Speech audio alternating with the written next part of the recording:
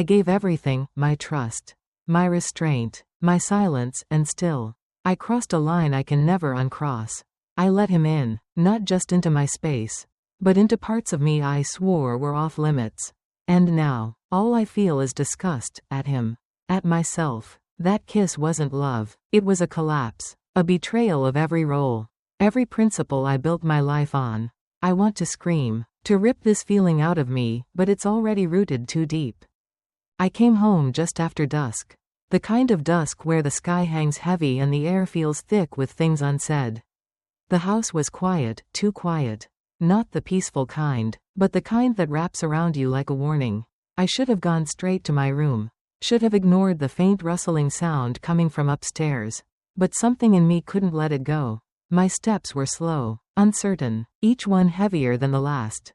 The bathroom door was slightly ajar, a small thing, but wrong in every way. Davis was always careful, always private. I pushed the door open a few inches and everything in me froze. Davis stood by the sink, shirtless, gripping a damp cloth in trembling hands. His eyes met mine and something passed between us, shock, guilt, something darker. He looked like a boy caught stealing. But this wasn't petty theft. This was different. The air crackled with discomfort, with the realization that I had seen something I wasn't meant to. He opened his mouth, but nothing came out. Neither of us moved. In that moment, something shifted. Something irreversible. I didn't know it yet. But this would be the moment that changed everything.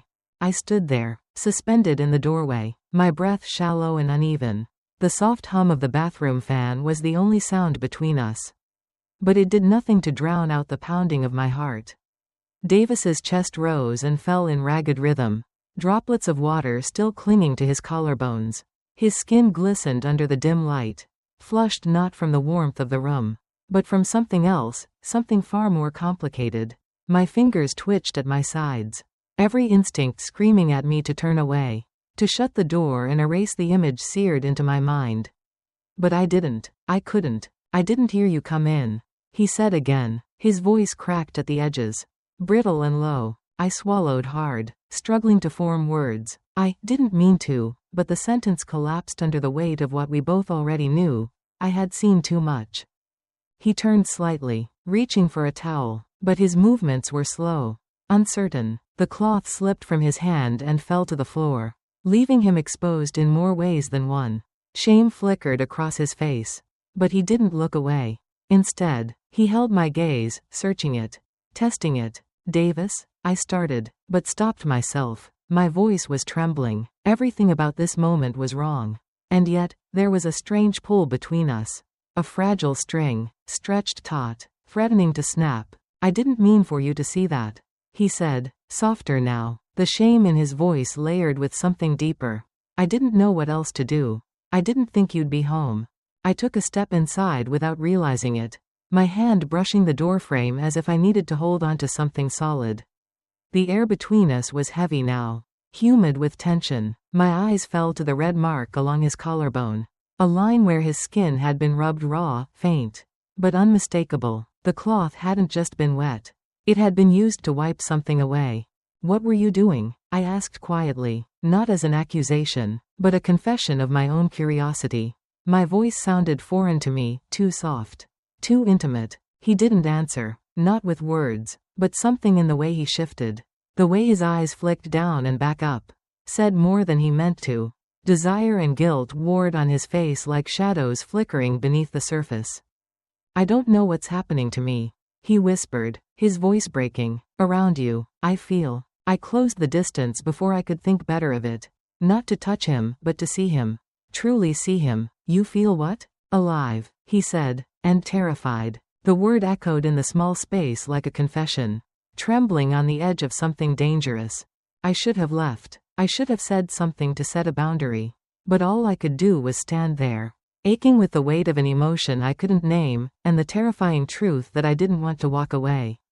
I didn't move, neither did he. The space between us felt impossibly close and unbearably vast at the same time. Davis stood with his back to the sink, his jaw tense, his hands clenched at his sides like he was trying to hold himself together. My chest rose and fell with shallow breaths as I tried to make sense of the weight pressing down on us. This moment we both knew we could never come back from. "You don't have to be afraid," I said, the words slipping out before I had time to think. My voice was calm, too calm, even as something unraveled inside me. "Not with me." His expression twisted, not in relief, but in something more complicated.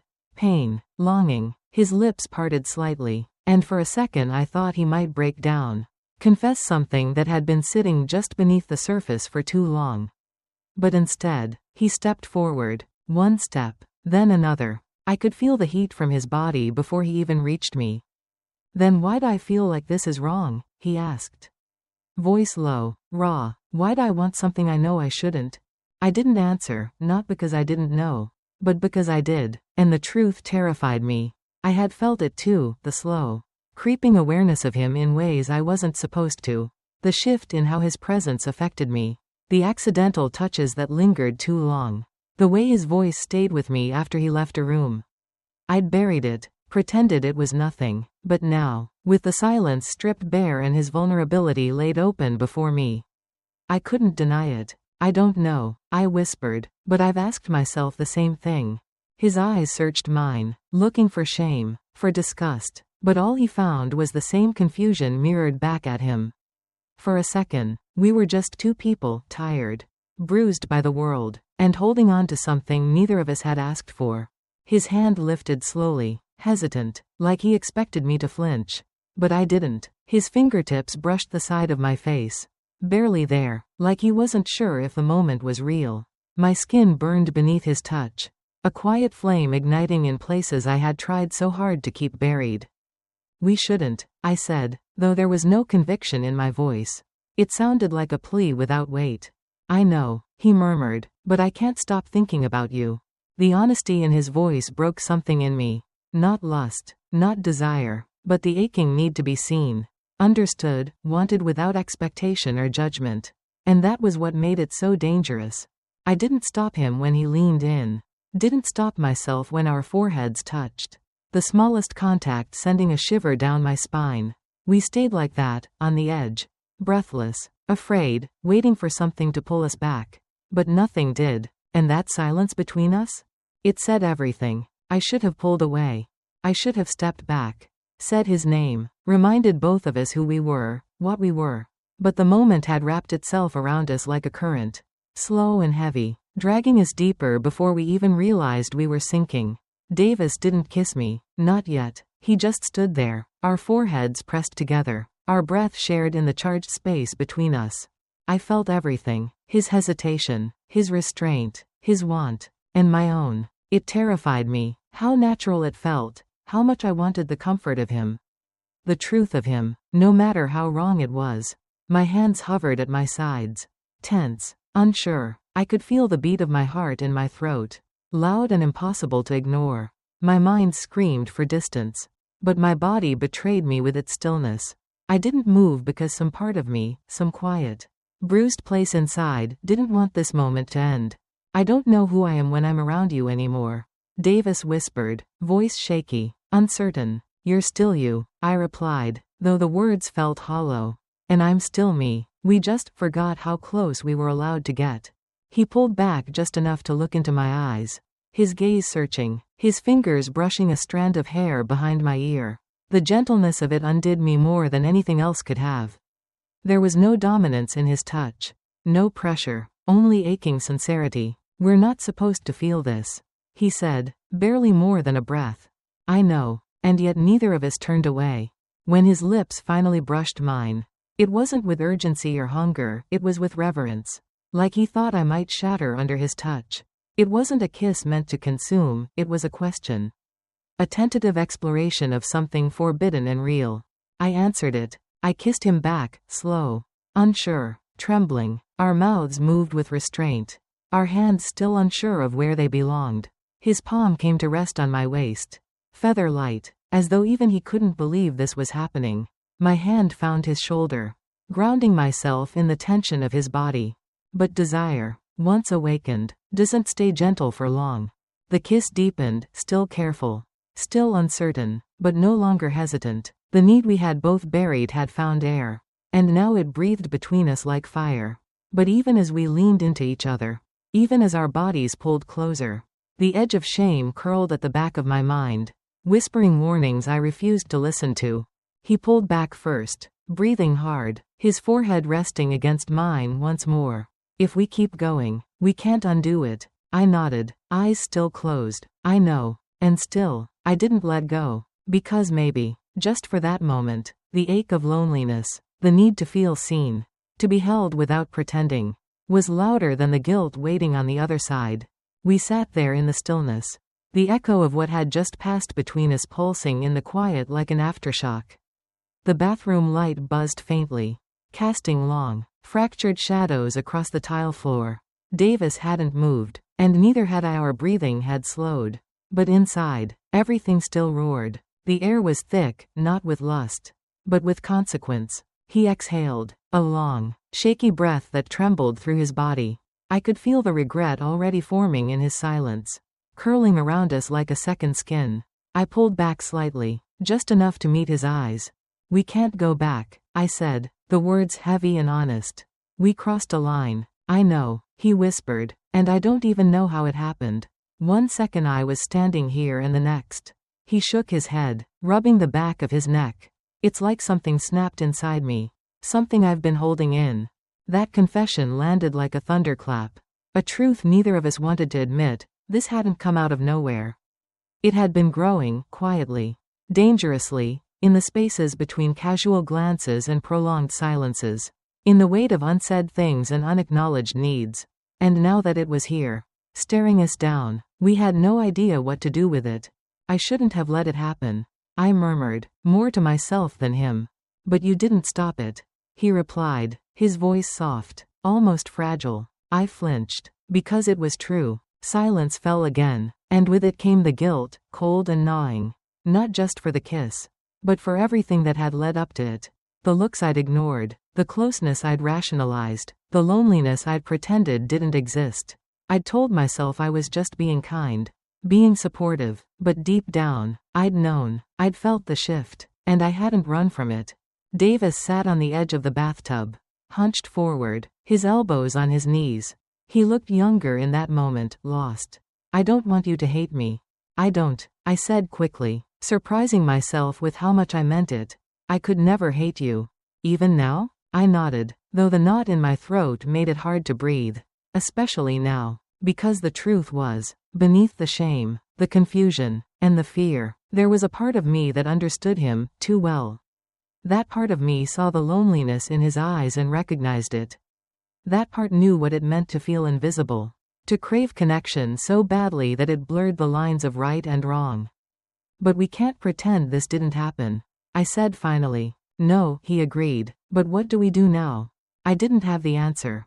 I only knew the ground beneath us was no longer stable. Every step forward would be like walking a tightrope, between honesty and restraint, guilt and desire, reality and what we wished wasn't true.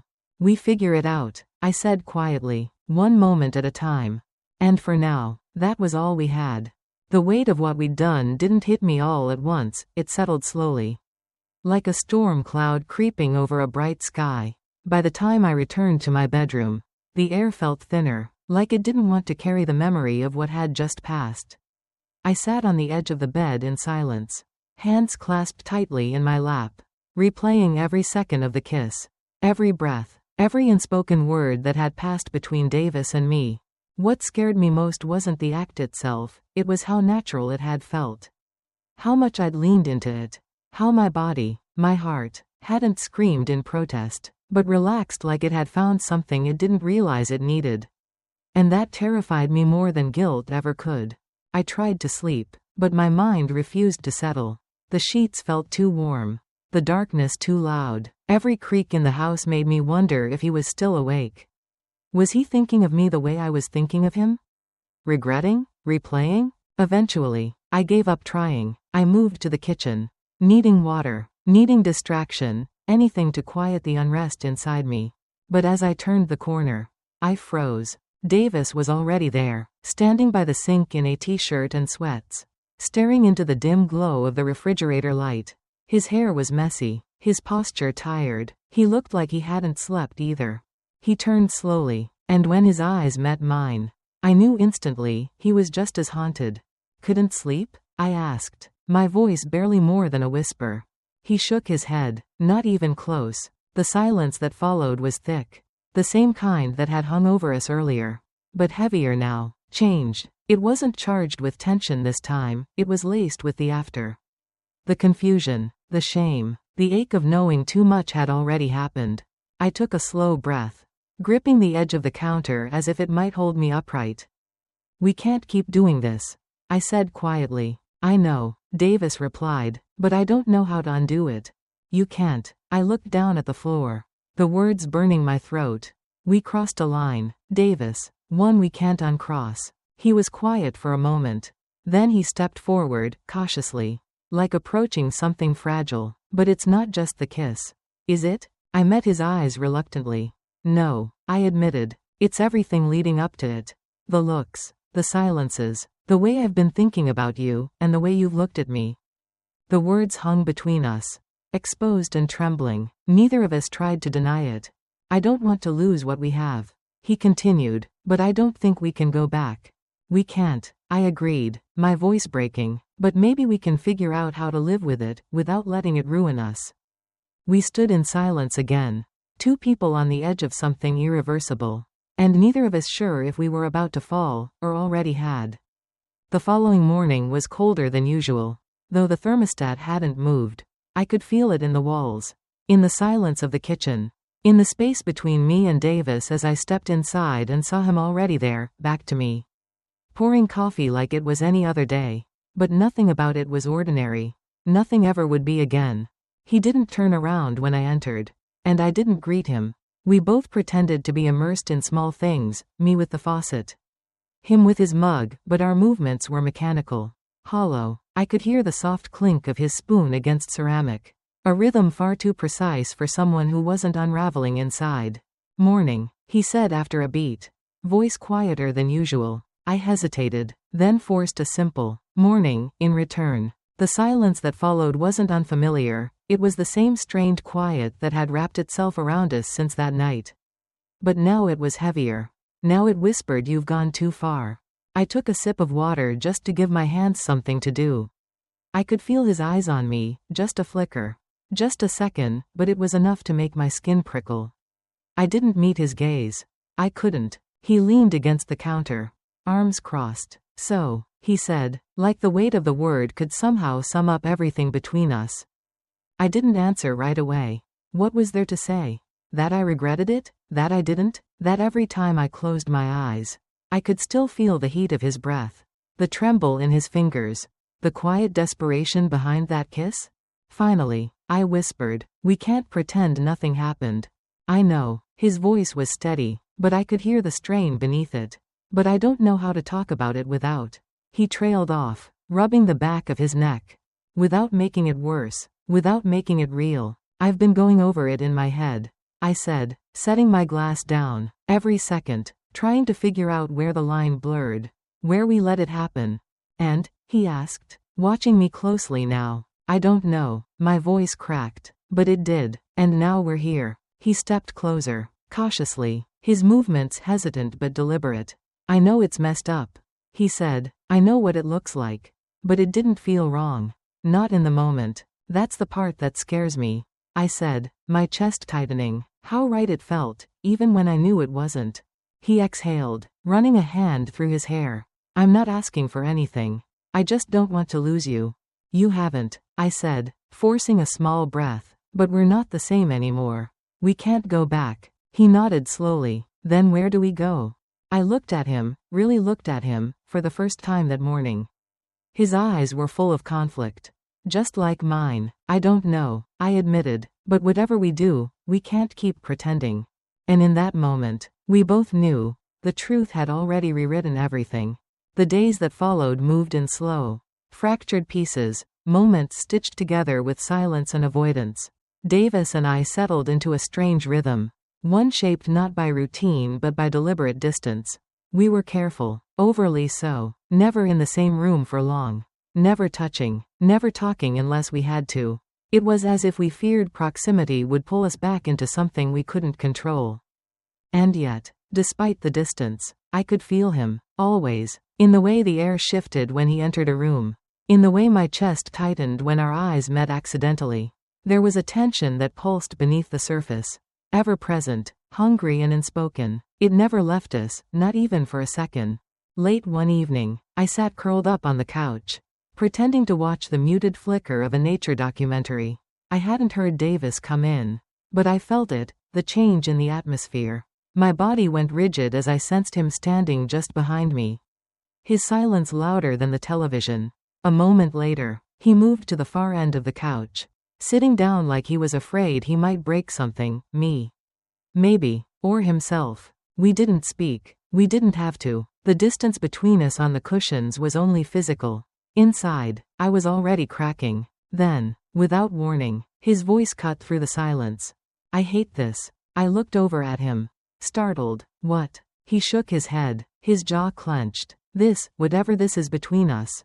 This pretending. This space. I hate it. My fingers curled into the fabric of the couch. I do too, I whispered, before I could stop myself. His gaze met mine. His eyes were tired, but full of something else, something desperate. I don't know how to fix it, he said, but I can't keep walking around like you're a ghost I'm not allowed to see. I swallowed hard. I wish I knew what to say. Don't say anything, he replied, voice softer now, almost pleading. Just tell me you feel it too. That I'm not insane. You're not, I said, the words tumbling out before I could weigh them. I feel it, Davis, every second of the day. I feel it and I don't know what to do with it. He leaned forward, elbows on his knees, his hands clasped tight. I think about that night all the time. He admitted, not because I want to relive it, but because I don't know if I'm supposed to regret it. That sentence hung in the air, trembling. I don't know either, I said honestly. It wasn't just a mistake. It was something else, and pretending it didn't matter only makes it worse. We sat there, the words settling like dust, uncomfortably honest and impossible to ignore. I didn't move toward him. He didn't reach for me. But the space between us felt charged again, this time not with impulse, but with a truth too heavy to carry alone. And we both knew the silence wasn't going to be enough anymore. It happened again on a night that felt too still, too quiet, as if the house itself was holding its breath. I'd gone to the kitchen for no reason other than to escape the restlessness curling through me like smoke. The overhead light hummed faintly above, and I stood there gripping the edge of the counter, staring out the window at nothing. My reflection stared back at me, tired eyes, pressed lips, shoulders drawn tight with the weight of unspoken thoughts. I didn't hear Davis at first, but I felt him. His footsteps were slow, almost hesitant. When I turned, he was standing in the doorway, barefoot, his eyes shadowed by something that looked like defeat.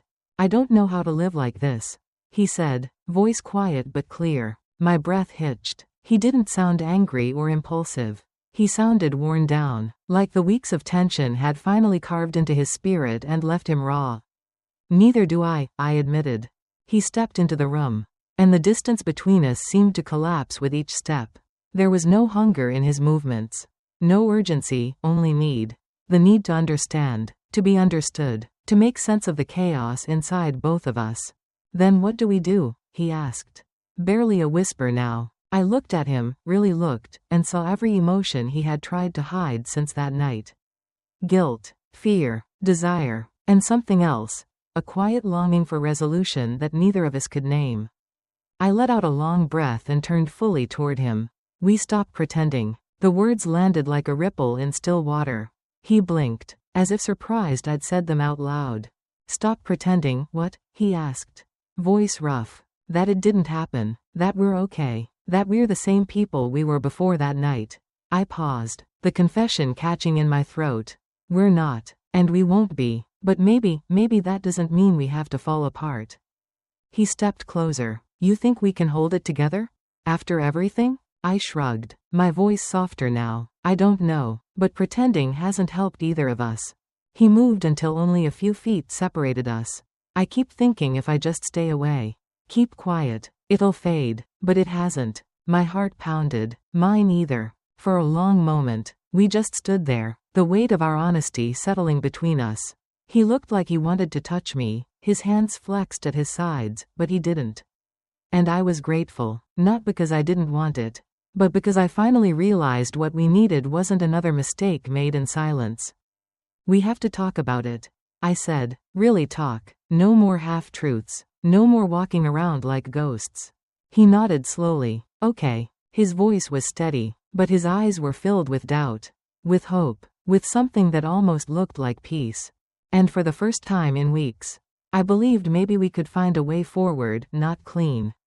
Not easy, but real. We sat down that night, not as mother and stepson, not as people bound by titles or guilt, but as two souls tangled in something far more complex. The living room felt colder than usual, as if the walls themselves were unsure of what to do with us.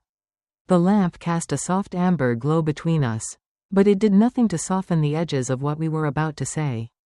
I sat across from Davis, my knees pulled to my chest, my arms wrapped tightly around them like a shield. He mirrored me in his own way, shoulders hunched, fingers laced together, eyes fixed on the floor.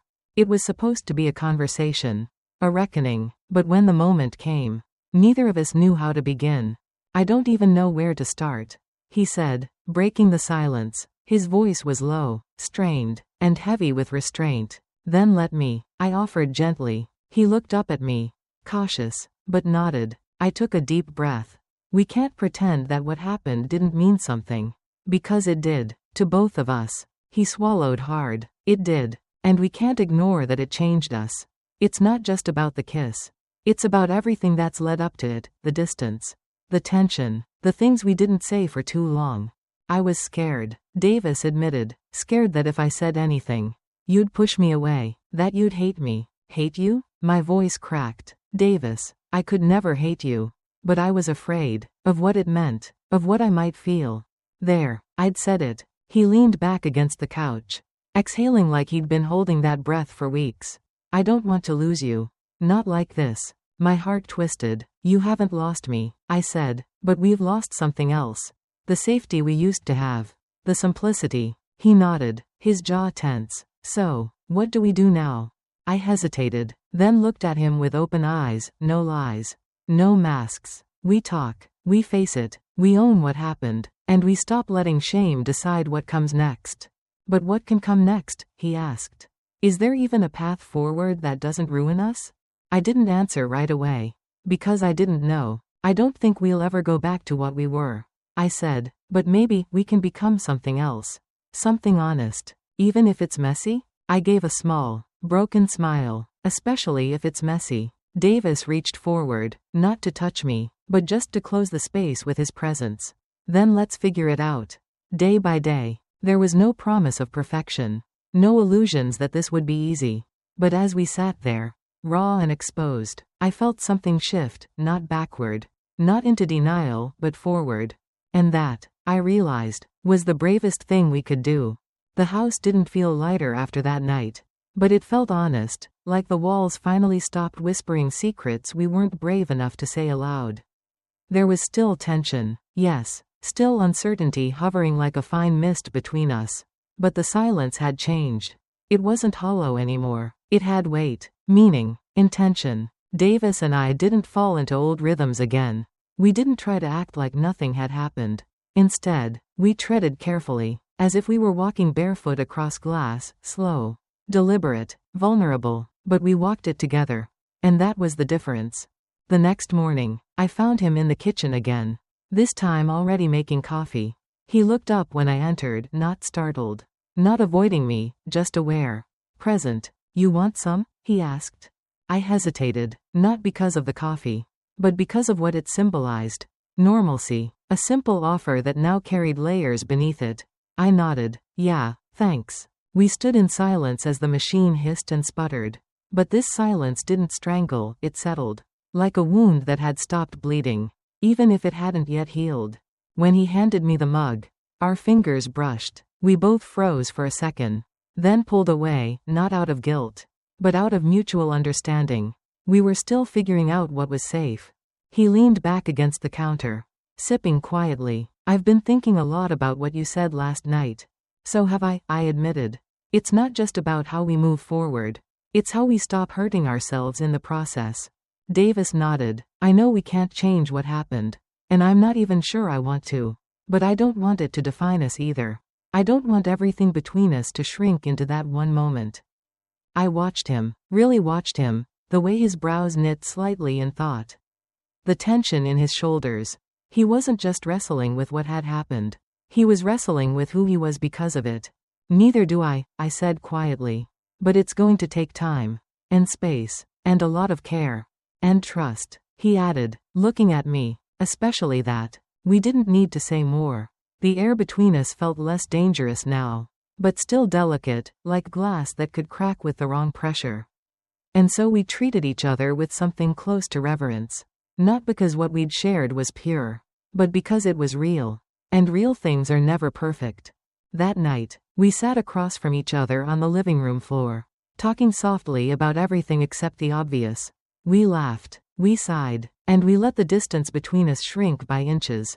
Not leaps. It wasn't redemption. It wasn't resolution. But it was something. Something new. Something we would build, not in secret this time. But in light. Carefully. With open eyes and the promise that whatever this became, it would be built on truth. In today's world, where emotional boundaries are often blurred by isolation, longing, and unmet needs, it's easy to confuse connection with fulfillment. This story reminds us that vulnerability can lead to powerful truths, but also deep consequences when boundaries are ignored.